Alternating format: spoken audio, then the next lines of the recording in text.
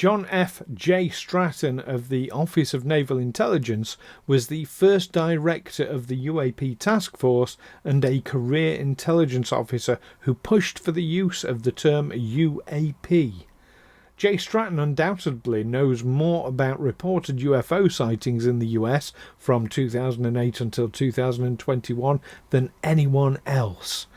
As an intelligence officer with over 32 years of experience in a variety of federal and military national security positions, he was tasked with briefing the government after gathering a collection of videos and photos of unidentified objects taken by the military. But was he just another UAP frontman for the government, distracting the public from what is really going on, or someone dedicated to finding the truth behind the reports and obfuscation? Join myself and Neil here on Aliens Explored as we discuss the life and work of John F. Stratton.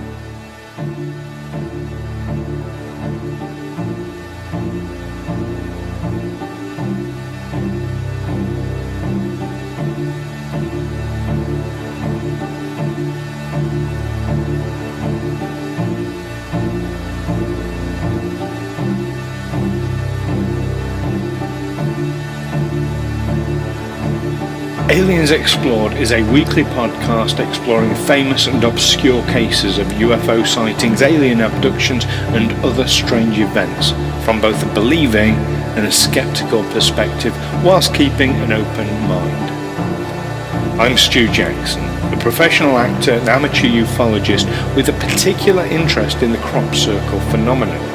I'll be debating that otherworldly visitations are real. The truth is out there. And I'm Neil Kelly. I'm a professional actor as well and used to work for the military as an intelligence analyst. I'll be arguing from a more doubtful point of view. I mean, it's all a bit far-fetched, isn't it?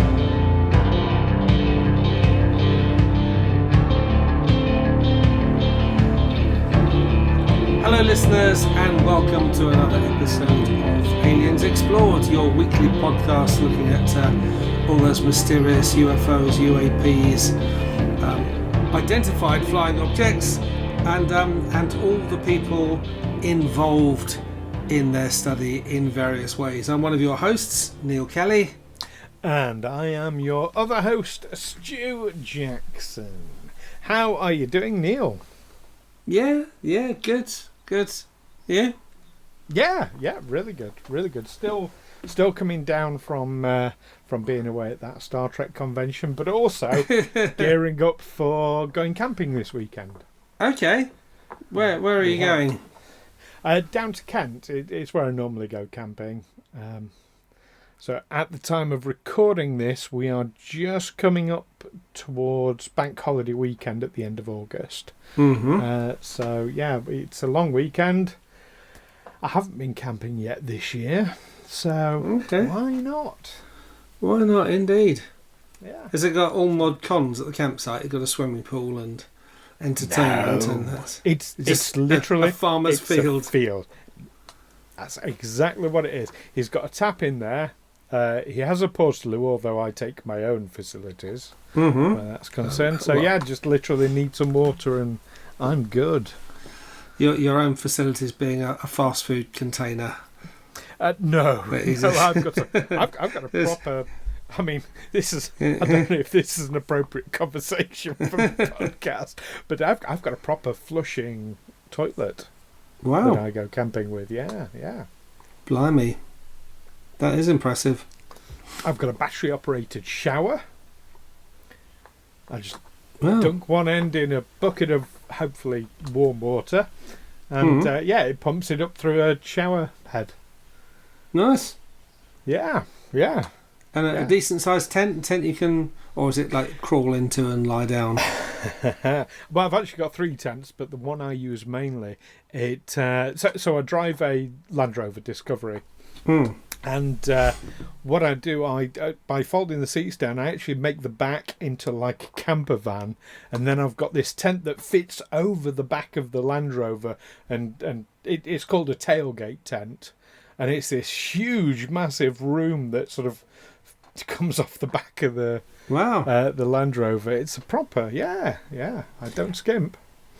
You don't? No, and this camping thing, comforts. is this something you just took up when you got the Land Rover and realised the potential, or did you No, camp in I've various loved ways? camping for a long time. I only got the tailgate tent last year. Okay. I can't remember how. I didn't even know they existed, and I happened across one. Oh, that's right. I was thinking about using the Land Rover as a camper van. I was thinking, it'd be really good if I find a way of fitting the tent over the back of it. And I started looking on Google, and it turns out these things already exist. So, yes, here, take my money. You didn't have to make your own. Well, that sounds like camping in style. Yes. Nice. Yes. If you're going to camp, go camp full. Anyway, moving on very swiftly from that. Moving on very. How do we seek into our? We talked about the people involved in looking at UFOs, IFOs, UAPs, and today we're going to talk about a certain John F. Stratton, known to his friends as Jay. Yes. Or known to everyone as Jay, I think. Known to his enemies as Jay. So this is a really senior guy. Works at the Office of Naval Intelligence. He's a senior analyst at the Nimitz Operational Intelligence Centre. He's pretty high ranking, isn't he? He's somewhere close to being an admiral or something. I'm not sure of his rank, I'll be honest. I know he's very, very highly regarded. He's he's certainly very senior. And in the intelligence community, naval intelligence community. And of course, his connection with UFOs, or UAPs rather, is he has worked on 3 official, that we know of, UAP or UFO programs between 2008 and 2021. So he was working on these things when the Pentagon confirmed that Tic Tac, Go Fast, when these 3 videos, Tumblr, when they were leaked initially, and then the Pentagon just said, "Yeah, they're real." That was in 2017, so he was very involved. Right there at the front end. And he's got a sidekick, hasn't he? A scientist called Taylor. Is it Travis Taylor? Travis Taylor. Travis Taylor. Dr. Travis Taylor. Yes. Dr. Taylor, Yes. who's a double PhD. So check out the brain on Dr. Travis Taylor. So Dr. Travis Taylor. Yeah. Now, Travis Taylor might be familiar to some of our listeners who watch The Secret of Skinwalker Ranch. He's the scientific expert that's been brought in there on that. It's a show on history, on the History Channel, that they've been running all sorts of experiments. They're into the 4th season now. In America, the 4th season of Secret Skinwalker Ranch has dropped. In fact, they've gone right the way through the 4th season now. We're still waiting for the 4th season here in the UK, damn it. First 3 seasons were really interesting. But yeah, they're running all kinds of experiments. He's big on rocketry as well, is Dr. Taylor. Okay. Likes launching rockets. Sounds like a fun guy. Yeah, so him and John Stratton, work very closely together. In fact, I think John Stratton had some involvement with Skinwalker Ranch when it was owned by Bigelow. Didn't they attract some ridicule for their involvement in Skinwalker Ranch, alleging that these portals were opening up and creatures looking like werewolves, or creatures looking like the Predator from the Predator movies coming through? Well, as we have experienced, Neil, anyone involved in ufology attracts ridicule. Now, some would say these are active debunkers who are perhaps even paid to ridicule people. I don't know. I just think some people are just unpleasant. But yeah, it doesn't surprise me. Anyone who researches ufology in a serious manner is going to be ridiculed. That's just par for the course. Look at the attacks that have been made on David Grush, for example. Yeah. It's just par for the course, sadly. Even the age we live in, where UFOs, UAPs are being taken seriously across governments, there are still people out there, as soon as you say, well, there's something about all this, you must be nuts, it's all woo-woo, or, other types of things. Heard a saying once, the mind is like a parachute. If it isn't open, it doesn't work. Yeah. I like that one. Oh, there was a song by Magazine, wasn't it? That my mind ain't so open that anything could crawl right in. There is that. There is that. Then you need a filter of some kind. Yes, but you have to be careful not to have a mind like concrete, all mixed up and set. Yeah. I mean, I'm always dubious when someone seems very, very eager for you to believe or disbelieve something. They're not just presenting their case and saying, well, I think this because of this. They actually and get quite aggressive, actually really want you to believe something or not believe it. And that's when I get suspicious about it. I think, yeah, there's an ulterior motive going on here. So, slight digression now on a genuine question, this, because I know how heated I can get. Do I ever come across like that to you? No, I don't think so. Not with the same level of aggression that someone who wants to persuade, who wants to believe that, for instance, global warming isn't human-made and therefore there's nothing we can do about it, and the day of judgment is at hand, and we're all going to die and there's nothing we can do. And they seem to really want that to be the truth. So they really want there to be no hope. Yeah. And I don't understand why they get that into... I sort of can, because if a task or a situation seems so incredibly daunting that it can, just pondering it can be harmful to some people's mental health. The idea that, well, there's just nothing that can be done about it, so that's it. It's actually better for their mental health. Maybe, yeah, they can't cope with it, but I'm sure many of our listeners know people who, no matter what evidence you present them with of something, they're going to say it's all fake, it's propaganda, it's whatever.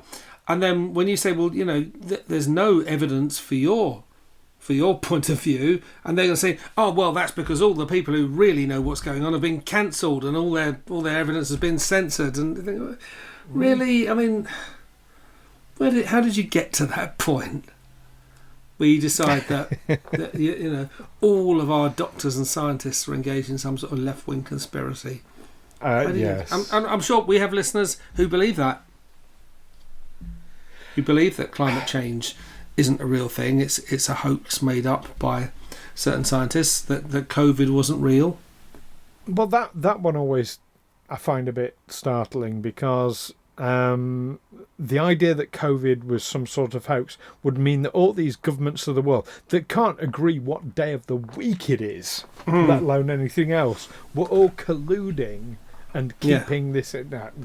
Because there's these left-wing elites who are working behind the scenes and really run the world, and they can make them unite on something, and it really is.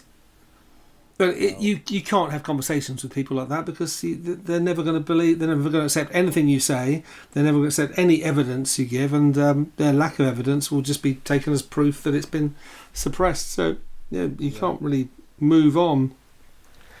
Well, I can absolutely assure any listeners that if the left-wing elite were in control in this country, Boris Johnson would not have happened. There's no way. I'm sure they will find a way. They will find all sorts of ways of arguing around it. These left-wing corporations, these left-wing oil companies, they all planned it. It's... Anyway, so we're talking about John F. Stratton. Yeah. And now I'm looking at one of the chief sources of nonsense news and conspiracy theories, the Daily Mail, the Mail Online. Our good friend, the Daily Mail. A very untrustworthy source. But they published an exclusive a little while back, and when was it? August the 22nd. Oh, Tuesday. So yesterday, as we're recording. Ex-UFO chiefs claim their Pentagon bosses misled Congress by claiming a swarm of mysterious objects that buzzed around Navy ships in 2019 were mere drones, not a national security threat. Have you read about these incidents?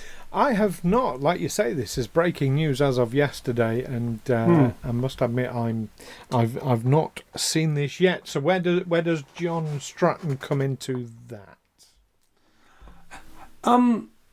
He was saying they haven't been able to identify these things. I mean, obviously their concern was that a competitor like Russia or China had made great advances in battery technology that would now enable their drones to fly across the Pacific and buzz a US naval fleet while it's conducting exercises not far off the American coast. They couldn't bring any of these drones down, and it went on for quite a long time. A whole load of incidents involving multiple drones buzzing. On March the 30th, 2019, USS Harper's Ferry reports as many as 8 unknown drones flying directly over the ship at an altitude of about 500 feet, conducting collection operations. April 24th, USS Zumwalt identifies 6 drones flying overhead in a consistent pattern that did not alter course, speed or altitude, and it goes on all the way through to 30th of July. The USS Russell sees 2 groups of lights containing 5 drones over a period of about 3 hours. Now there were some nearby pleasure craft they thought they might have come from. They did identify on July the 21st. USS Paul Hamilton again reports drones overhead, but this time they believe them to be local fishermen operating personal quadcopters. But okay. Yeah, they didn't. I don't know what the immediate action is if you're conducting an exercise and drones suddenly start flying overhead. Do you shoot them, and you don't know whose they are? Do you just shoot them down? Would that be, you're not killing anyone? I don't know. I honestly don't know. I would have thought you'd want confirmation of what they are first before firing anything. But just so I understand this story correctly. Just to kind of get to the bones of it. So John Stratton has said the government is basically misleading people by saying that these are drones. Is this what John Stratton has said? He spoke about UFO sightings at AlienCon, and he said their investigation left them fearing that Russia or China could have incredible drone technology and that it was a national security threat. But their Pentagon bosses played the whole thing down to Congress and said, "Yeah, they're just some drones that we saw." So they went to Alien to UFO.com and Jay Stratton and Travis Taylor. They spilled the secrets of their official probe into a swarm of objects that buzzed around a fleet of 8 Navy ships off the west coast in July 2019. Right. Interesting. I need to look into that one then. Yeah, but as I say, I think they're still looking at these were unknown drones. Someone suggested, well, maybe they came from a nearby submarine. They were launched to that, and to which he replied, well, then, if an enemy submarine was able to get that close, then my entire life, my entire career has been a failure. Well, I mean, certainly Jay Stratton, he would know his stuff, so to kind of look over his UFO related career. He was part of ORSAP originally. That's the Advanced Aerospace Weapons Systems Application Program, which is quite a mouthful. Which then became ATIP, which was associated very heavily, of course, with Luis Elizondo. That's the Advanced Aerospace Threat Identification Program. And I think that's the one that Bigelow was heavily involved with as well, following a member of Congress's visit to Skinwalker Ranch and looking at his research there, which is now top secret stuff. And then he, as I understand it, Jay Stratton basically formed the UAP Task Force. And he's the man basically responsible for putting UAP into common usage. I think it's been used basically since the 1950s in certain circles. But in public usage, and we've got Jay Stratton to thank for that. I thought I read somewhere he actually coined the term UAP. No, he didn't go. No, it's been in usage for a long time. But he used it just publicly enough. Only in certain circles. Now, maybe, I mean, this is a pure speculative theory that has just popped into my head. Maybe UAP was originally used in certain briefings and records so that people wouldn't know it was UFOs they were being talked about. Or the leap that they would make, that as soon as you say UFO, they think alien spaceship rather than Flying just something saucer. up in the sky that you can't identify. Yes. You say UFO, people think flying saucer, like the one behind your head.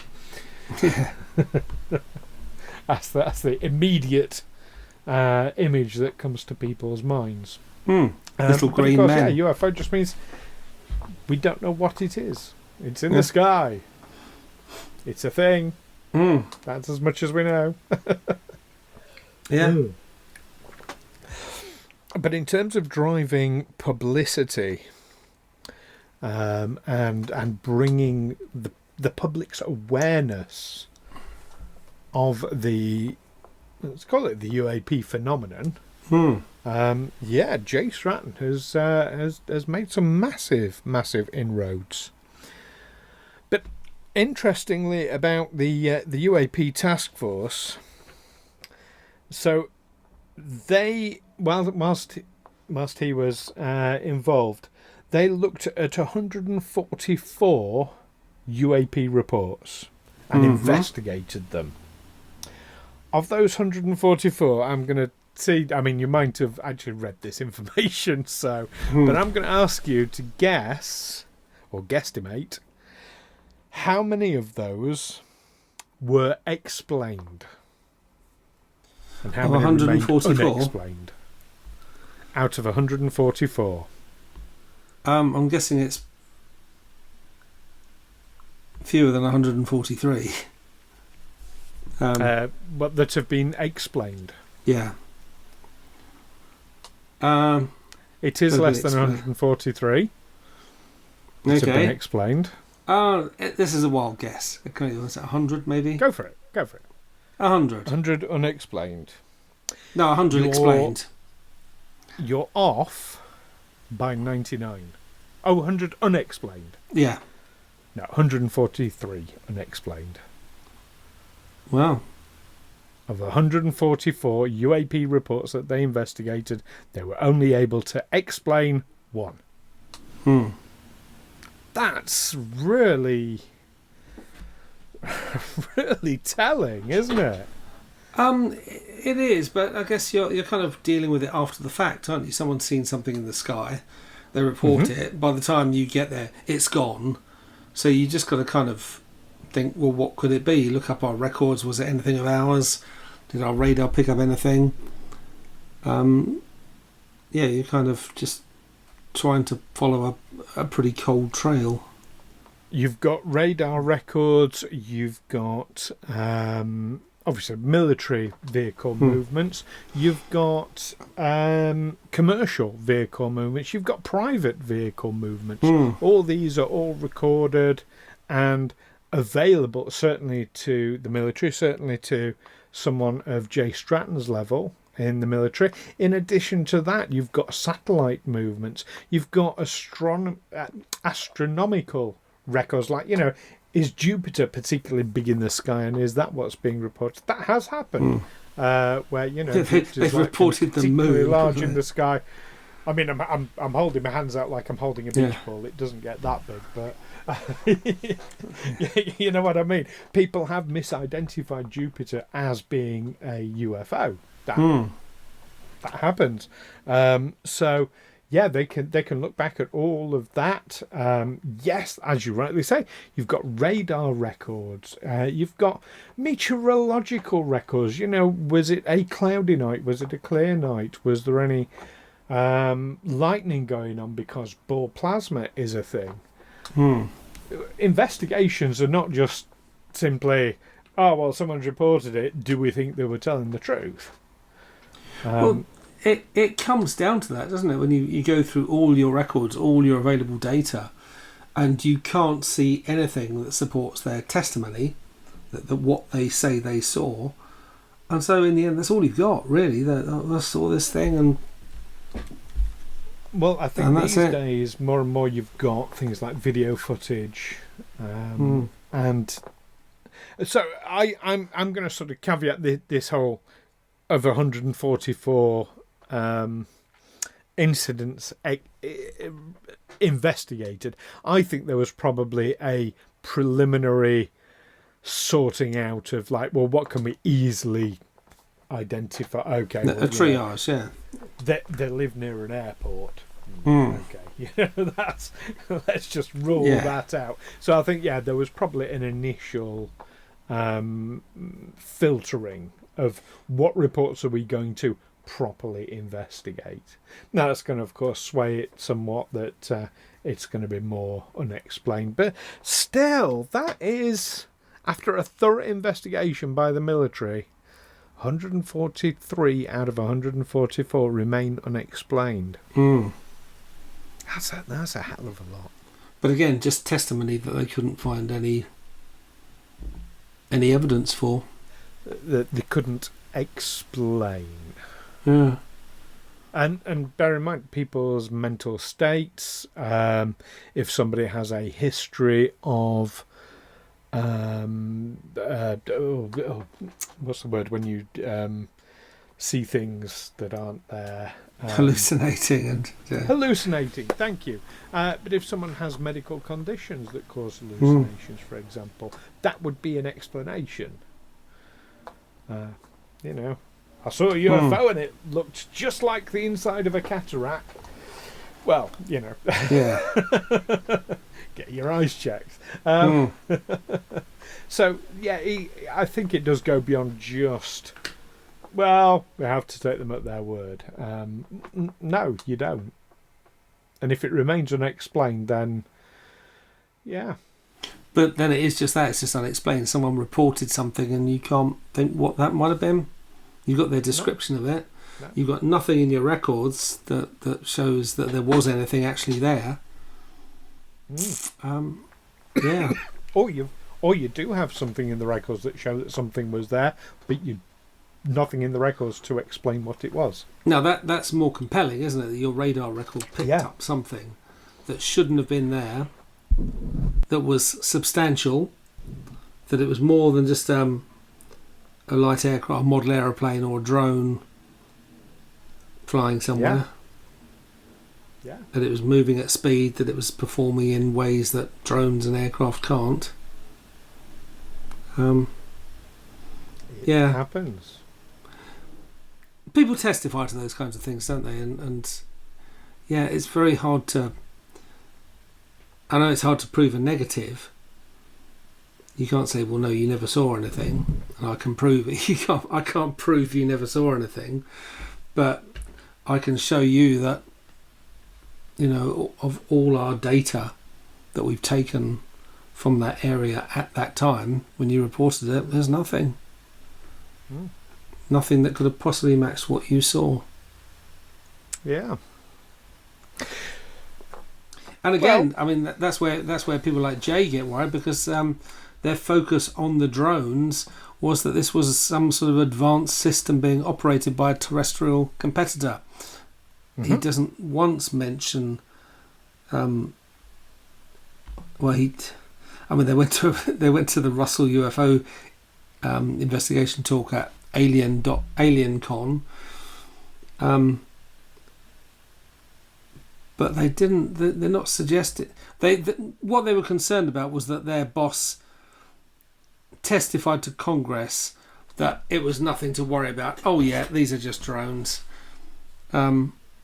And that nobody from Congress said, well, where did these drones come from? How did they get there? I think that's very, very relevant to the ufology discussion, because it shows a pattern of behaviour in members of Congress, that they'll be given a simple explanation and they're not even scratching at the surface of it. And the same thing will happen with, let's say, more bizarre cases, more unexplainable cases. They'll be, oh, well, it's probably just drones. Oh, well, that's all right then.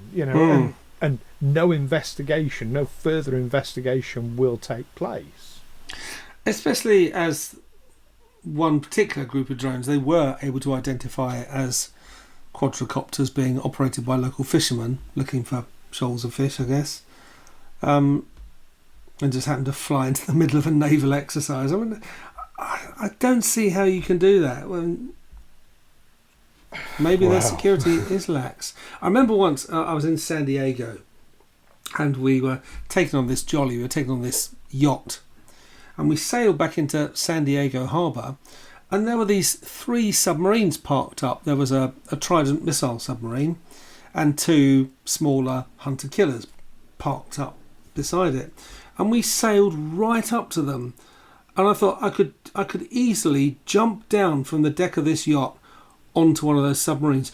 I wonder what would happen if I did.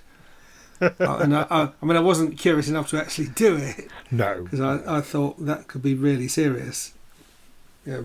Unauthorised boarding of a nuclear missile submarine. But yeah, I was amazed how close you could get to something like that. Yeah, just goes to show going up and affixing a magnetic explosive device to the hull probably wouldn't have been difficult from that description. Yeah, I don't know what kinds of safeguards they've got in there to stop a diver going down. And exactly. One of my weirder acting jobs that I do. I know we've talked about this off air before, but our listeners might be interested.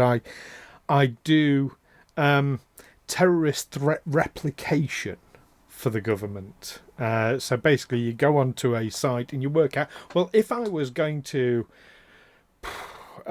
commit mass murders or blow this building up or whatever, what would be the best way of doing it? What would be the best way of going about it? And you conduct actual reconnaissance on site. It's really, really interesting. Obviously, I can't talk about any of the jobs that I've actually done. Of course. But that hostile threat replication, it gives you a certain mindset. So instantly you're saying about this, well, we could get right up next to this nuclear submarine. Well, yeah, okay, straight away I can think of like a dozen things that you could potentially do to it, because you get into that mindset. Anyway.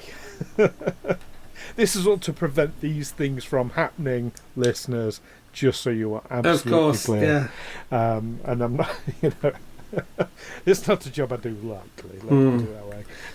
But yeah, so anyway, we've digressed, as we often do. So, Jay Stratton, I think he's an incredibly important person in ufology, mainly because he's pushed the envelope. He's pushed the boundaries of public conversation about UAPs and UFOs, and he's basically paved the way for people like David Grush to come forward by legitimising it, by making it a public discussion. We wouldn't be in the. I've said it before. We are in disclosure right now. People talk about disclosure as a binary. One day we'll wake up and the governments will all admit, yes, Roswell happened, and yes, we've been in communication with aliens for like decades. No, that's not how disclosure will happen. It's a gradual process. We're right in quite an important moment of it, I feel. Yeah, I'm not sure I do. David Grush, he seemed eager to convince. And he would always fall back on, whenever asked, how do you know this? Oh, well, someone told me. Well, who told you? Oh, I can't tell you that, it's a secret. There was too much of that for him to be credible to me. Well, he was he was doing it properly. This is the thing. He was telling you what he was authorised by law. But bear in mind, his job is to keep a lot of secrets.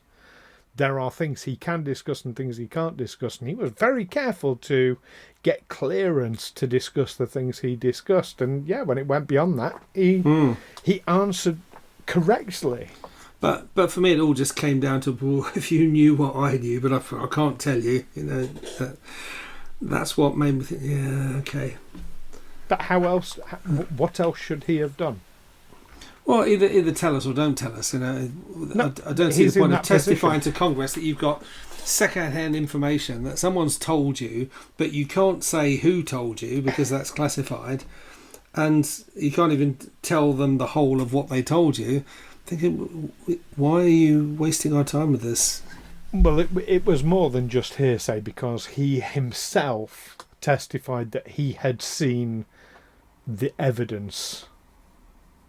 Photographic evidence and things of that nature. He had seen reports from reverse engineering programs, things of that nature. Those are the things he had witnessed, and he believed, and this is what this hearing came down to, he believed that these things should be made public, and that's what he was pushing for. But disclosure will be when the government decides these things should be made public, isn't it? Like I say, disclosure's not it's not a black and white thing. It's ramped. It's a sliding scale. We're in it. We're in the process. Anyway, we've gone on a bit. So listeners, let us know what you think about John F. Jay Stratton. Is he the pioneer that I'm claiming he is? Is he? How would you describe him, Neil? A very senior, high-ranking official.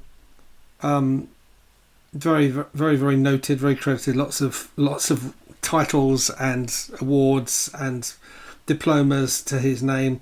And from the article I read, his nose is a bit out of joint. That his boss has gone to testify to Congress, saying something that no, that's not what we agreed. That's what I think. Okay, but is he someone with a grudge? Yeah, as someone who was concerned about a real terrestrial threat, and his boss has just gone and played it down. Yeah, fair enough. Well, whatever you think of him, listeners, we want to hear what your thoughts on John Stratton are. So you can let us know via the usual means. You can email us aliensexplored@gmail.com, or contact us through Facebook, through Twitter, or X as it is now. Ugh, Musk, appalling. Anyway, expressing my opinion right there. Or of course, our favourite way for you to get in touch is for you to sign up for our Patreon, and then you get exclusive access to our Discord server, and you can chat through that with us and with like-minded people. So we do recommend that. Links to all that are below as ever in the description. Join us next time, though, when we'll be going back and looking at the ancient Bolivian site of Pumapunku. And it's very precision engineering. Catch you next time. Bye-bye. Take care.